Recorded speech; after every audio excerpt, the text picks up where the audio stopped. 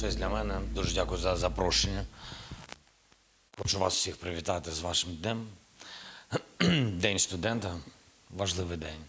І мені приємно, що я сьогодні знаходжусь у вас в університеті. Так, ви абсолютно праві, третій раз я серед маріупольців Маріупольського університету. І я погоджуюсь з вами, що люди – це і є університет, чи це знання і дух, який передають викладачі вам і принесли. І я хочу вам подякувати за те, що ви тут зберегли ці знання, і зберегли університет в собі, в пам'яті і в дуже важливий час. І що ви разом зі студентами, і також університет – це, а може це і дух найголовніший – це студентство. І дуже приємно, що ви всі тут. Мені приємно побачити такий простір. Це більш ніж університет, те, що я побачив, якась сучасність. Я навчався в університеті, я його любив, але не в такому просторі. І це дуже приємно, бо цей простір, він сучасний, підходами, які я бачив, про що ви мені розповіли, трішечки зовсім.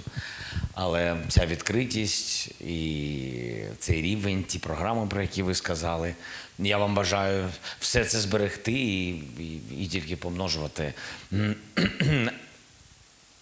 Є важливість життя Маріупольського університету і те, що ви продовжили і надихнули ці стіни життям університету, бо важлива і пам'ять, ті цифри, там, де, на жаль, загиблі ваші колеги, як викладачі, так і студенти, 18 людей і більше 250, з якими немає зв'язку. Але, тим не менш, мені здається, те, що ви є, це і є зв'язок.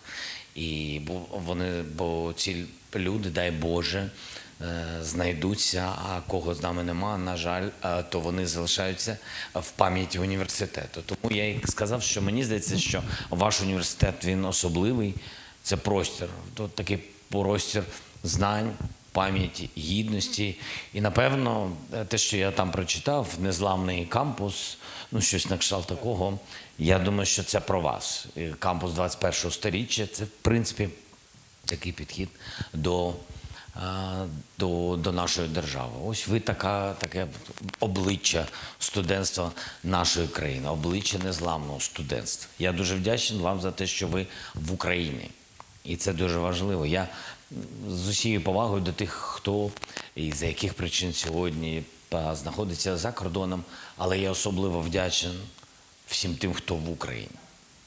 Це гордість, це підкреслення ваги громадянства, це практичний доказ любові і поваги до нашої землі. І це важливо, бо без вас, без студентів немає ніякого життя майбутнього, за що ми боремося. Боремося військові на фронті, люди, енергетики, медики, студентство, викладачі, вчителі. Боремось заради майбутнього. І ви обличчя цього майбутнього. Я радий бачити такі світлі обличчя. Ось. І у мене немає якихось особливих меседжів, окрім того, що знаєте, що ми точно боремося за таке майбутнє, розумне, з такими очима, які у вас, з такими світлими обличчями. І я знаю, що саме така у нас перемога і буде. Маріуполь, цей простір ви обов'язково повернете додому, в місто Маріуполь. І це важливо, це буде така історія. І, напевно, тоді може бути четвертий раз, коли ми зустрінемося. Так.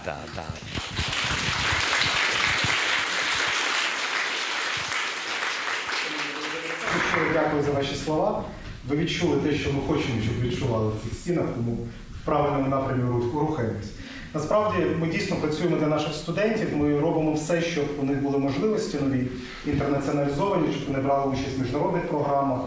І я більше говорити не буду, давайте їм слово дамо, щоб кілька питань з вашого дозволу.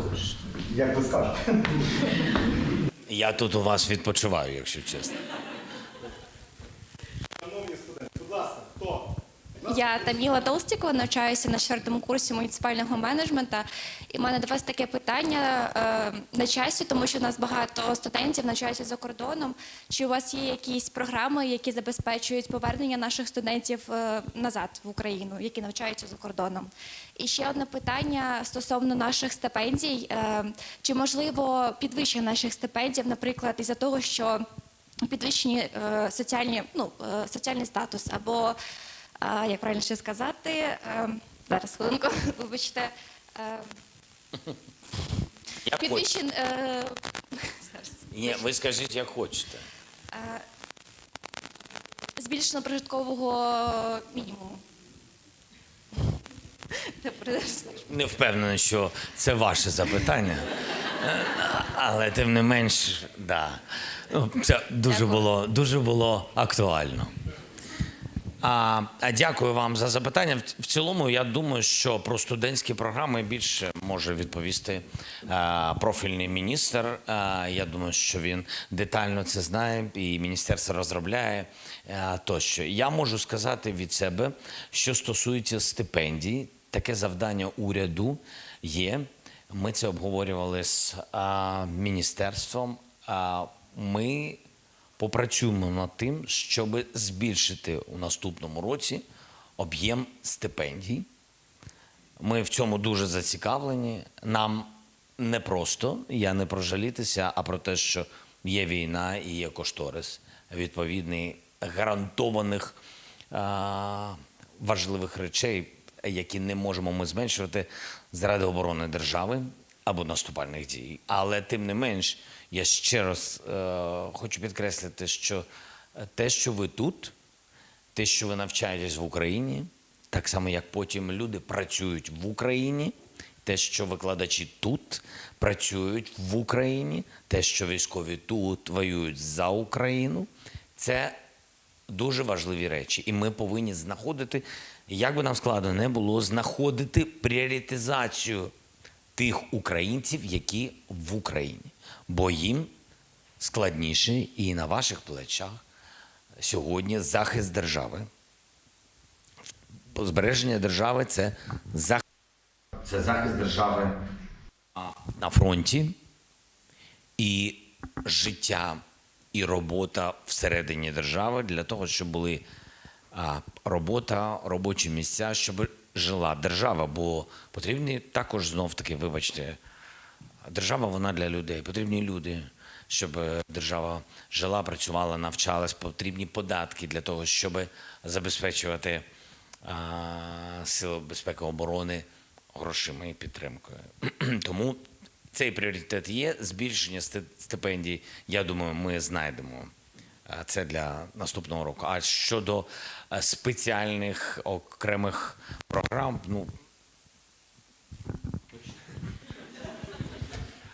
Є цілий ряд абсолютно конкретних кроків, спрямованих на перша частина вашого питання полягала в тому, що повернення в Україну, для повернення в Україну повинні бути дві речі: якісна освіта і хороша, якісна розвинена економіка, для того, щоб у вас були робочі місця. І, власне, президент про це сказав. А щодо якісної освіти, у нас є цілий набір конкретних кроків, спрямованих на підвищення якості освіти. І, безумовно, над цим працюємо. Тобто це і автономія вузів, це і це і автономія студента, і його розширені права, його розширені можливості, це і контроль за якістю вузів, це і ефективність освітніх програм. Це цілий ряд аспектів, які я можу детальніше розказати, якщо цікаво. Але ми можемо не забирати час, щоб ви мали можливість задати запитання іще президенту.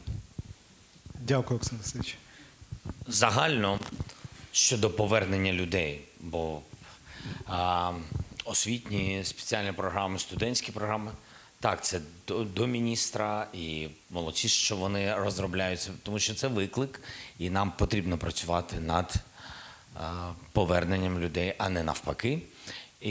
Але загально у нас є різні верстви населення, різні люди, різні професії. Тому Я можу вам сказати, як ми працюємо над поверненням людей сюди. Так, це робочі місця, те, що повинен постійно над чим працює уряд, і вони працюють.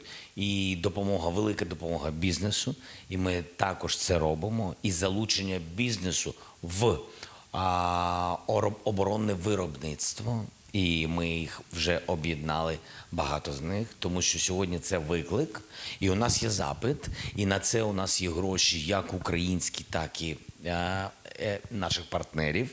І тому ми хочемо, щоб вони створювали робочі місця. І там не тільки про зброю, це про технології, дрони, різні речі. Тут дуже важлива велика кількість робочих місць, відповідна ринкова заробітна плата, і це важливий момент для того, щоб люди повертались. Раз.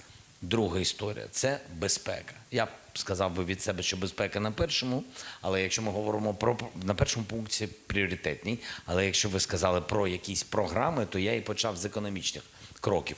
Кредитні, іпотечні і робочі місця. Це якщо загально, бо можемо про це дискутувати дуже довго. А ось що стосується безпеки, цим займаємось ми, і я займаюсь з дипломатами особисто, збільшенням протиповітряної оборони. На сьогодні ми розуміємо, що як би там далі не було, але для громадянина України навіть у час війни він повинен, чи вона громадянин, повинні максимально бути використовуючи це слово, якщо правильно, в комфорті. Не можна сказати, що ми в комфорті, бо йде війна, але як можна більше забезпечити саме протиповітряну оборону, безпека в містах, безпека для дітей в школах, садочках, для студентів в університетах. І тут дуже багато різних заходів. І от цим ми займаємось, такими програмами. Дякую, Володимир Олександрович. Колеги, будь ласка, ще питання?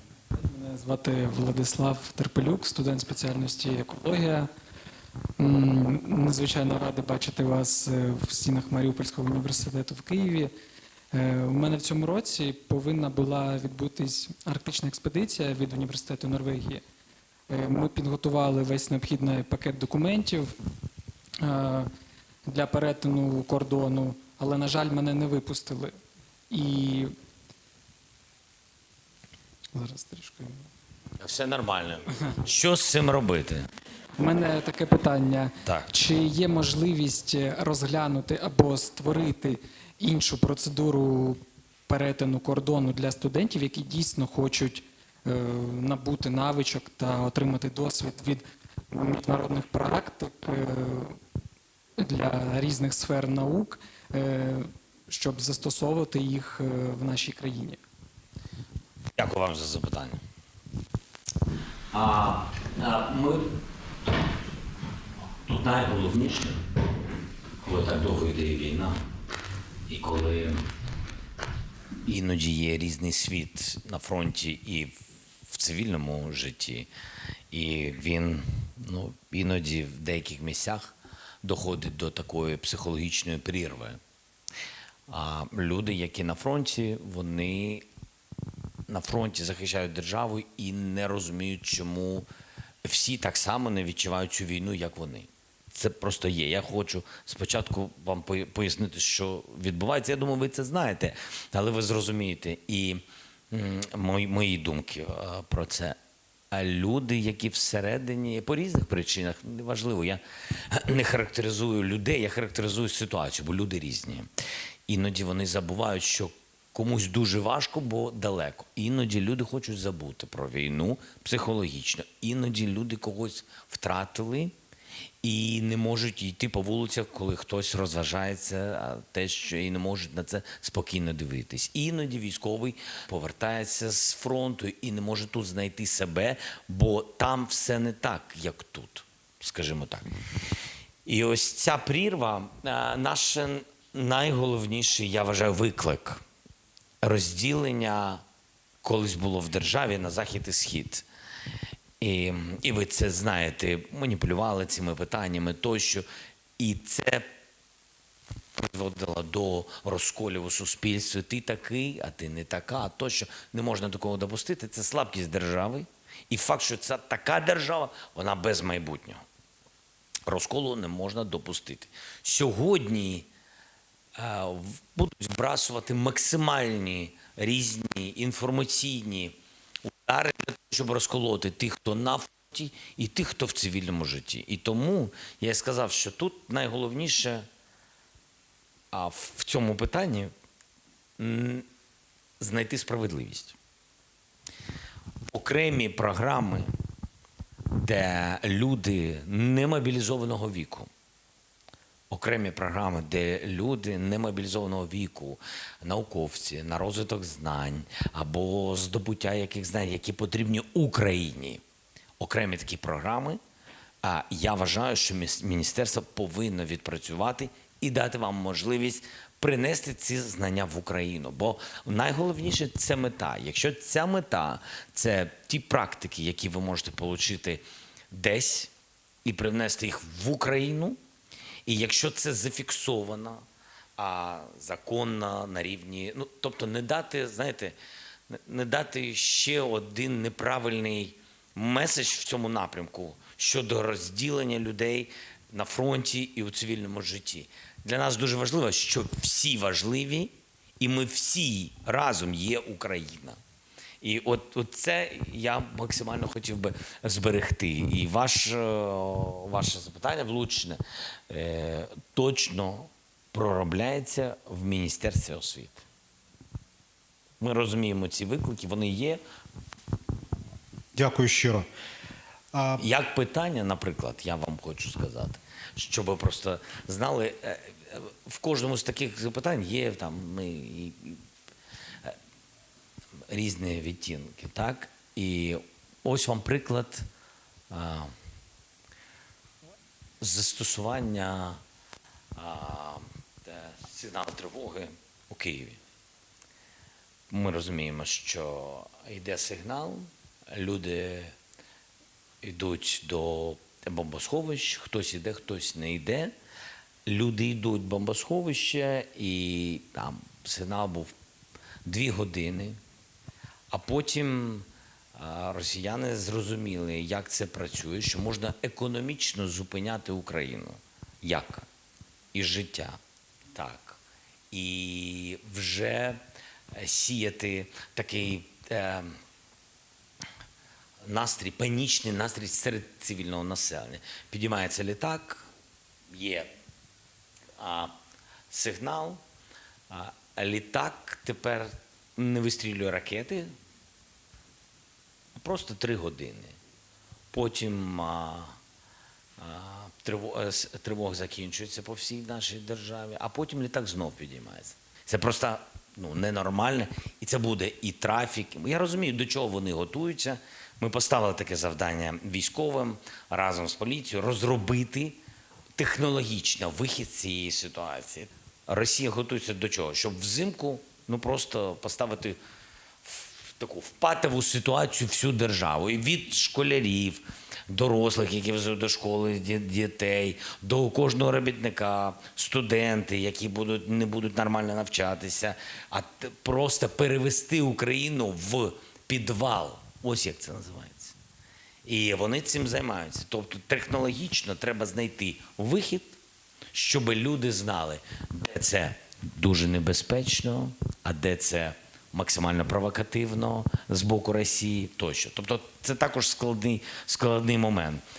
І тому таких програм, про яку ви сказали, оці програми такі, знайти справедливі рішення. І їх багато. Окей, дякую. Я переключився на щось болюче для мене, вибачте. Ви мені про свої болі, а я вам про свій. Шановний пане президенте, неймовірно рада вас вітати в Маріупольському університеті. Я студентка спеціальності міжнародні відносини, тому моє питання буде стосуватися більш дипломатичного фронту. Всім відомо, що українське керівництво веде перемовини з країнами Африки та намагається посилити наші національні позиції в цьому регіоні. Тому питання таке: чи маємо ми зараз здобутки в цьому регіоні на дипломатичному фронті? Дякую за запитання. Ну, не тільки в цьому регіоні спробуємо посилювати максимально. Я вважаю, що ми дуже посилили свої позиції в Європі, Сполучених Штатах, почали посилювати в Латинській Америці і Африці. Пріоритети, так, бо нас там зовсім не було. Від слова зовсім. І на шляху до відкриття 10 посольств в Африці це дуже багато, це високовартісне рішення, але тим не менш нам потрібна там присутність. Я вже не говорю, що під час війни з Росією потрібна присутність на рівні як мінімум Росії. Ну, до цього ми дійдемо, але присутність України на рівні будь-якої розвинутої європейської держави в Африці точно буде. Ми до цього йдемо, є план, є цілі, є відповідні терміни. Для нас це важливо. Мало цього. Латинська Америка так само. Там ще складніше, я б так сказав. Там нас дуже мало. І тут іноді, коли ми говоримо дуже мало, це не тільки про кількість посольств. Іноді є посольство, є люди, але вас там немає, бо немає win-win якихось контрактів, які дуже потрібні і нашій державі, і тій стороні, тому що ми завжди думаємо тільки про нас. А чому? Треба шукати, щоб і другій стороні також було цікаво. Важливі економічні контракти, важливі спільні інтереси, спільні підприємства, спільна продукція. Ну, все, що починається з ко. Co-production. От такими речами, дуже конкретними, треба посилювати, тому що просто говорити «дайте нам зброю», так воно не працює, так воно не взлітає, бо є держави, які не готові давати вам допомогу будь-яку. Я вже не говорю про зброю, про будь-яку, які згадують, слухайте, а у нас в житті нам було складно останні 50 років, у нас було раз, два, три, 4, 5 викликів, жодного разу Україна не допомагала. І ми не знаємо про це з вами, бо ми були молоді. Ви і зараз молоді. Ми цим не займалися, ми не знаємо, але ці країни це розуміють і знають. І у них є пам'ять на такі речі. Для них Радянський Союз, у них були зв'язки. Так? І для них Росія – це є обличчя Радянського Союзу. І у них там щось залишилось. Хтось навчався, десь були якісь виробництва спільні. Багато чого залишилось, а України там було мало. Це факт. Тому треба йти цим шляхом. Будь ласка. Дякую щиро.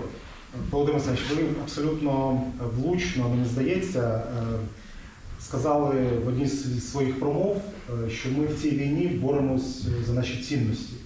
Це ціннісна війна для нас. Росіяни за територію наші воюють. Ми за цінності та за людей. Це нас абсолютно відрізняє. Наш колектив це підтримує, тому що для нас цінності – це теж не пусте слово. Цінності, які ми зафіксували в стратегії – свобода, людяність, єдність. Це, власне, ті цінності, які об'єднують цих людей в цій залі. І ми хочемо щиро подякувати вам за... Ви мене проваджаєте, я так розумію? А, так? Я намагаюся якось це зробити красиво. Ну так собі у вас виходить. Дякую вам. Чесно, так. Знаєте, як кажуть, наша зустріч була помилкою. Я зрозумів вас. Окей. Все розумію, все нормально. Ні, окей. І ми хочемо щиро подякувати вам за ваше лідерство. Тому що ви для нас дійсно приклад. І ці приклади, в принципі, приклад цього університету, цього колективу, який я маю честь очолювати, показує, що Україна не переможе. Тому що нас можна знищити, нас можна розкидати, нас можна обличчям об асфальт, так скажемо, протягнути дуже довго, повбивати багатьох з нас, але ми все одно живі, ми все одно стійкі, Ми все одно не скорені, не здоланні. І я тут завжди іноземцям кажу, що дуже важко пояснити слово резилінс. Це воно.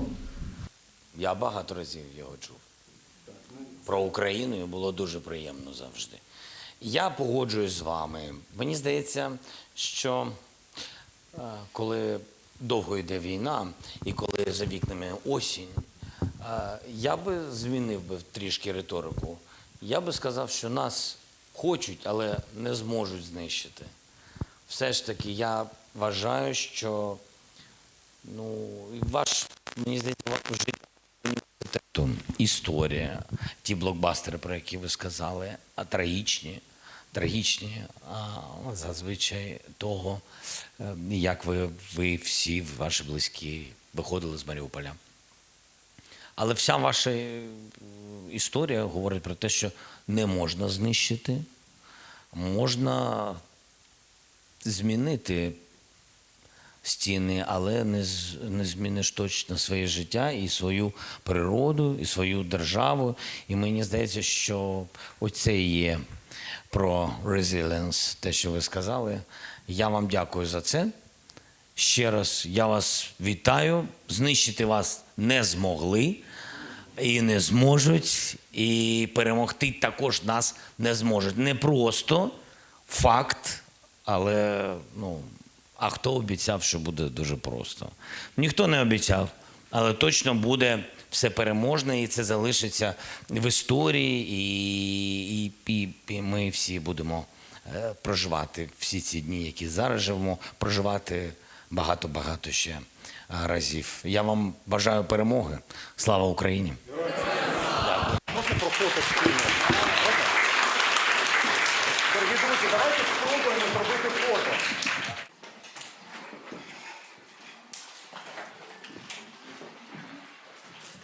Дякую.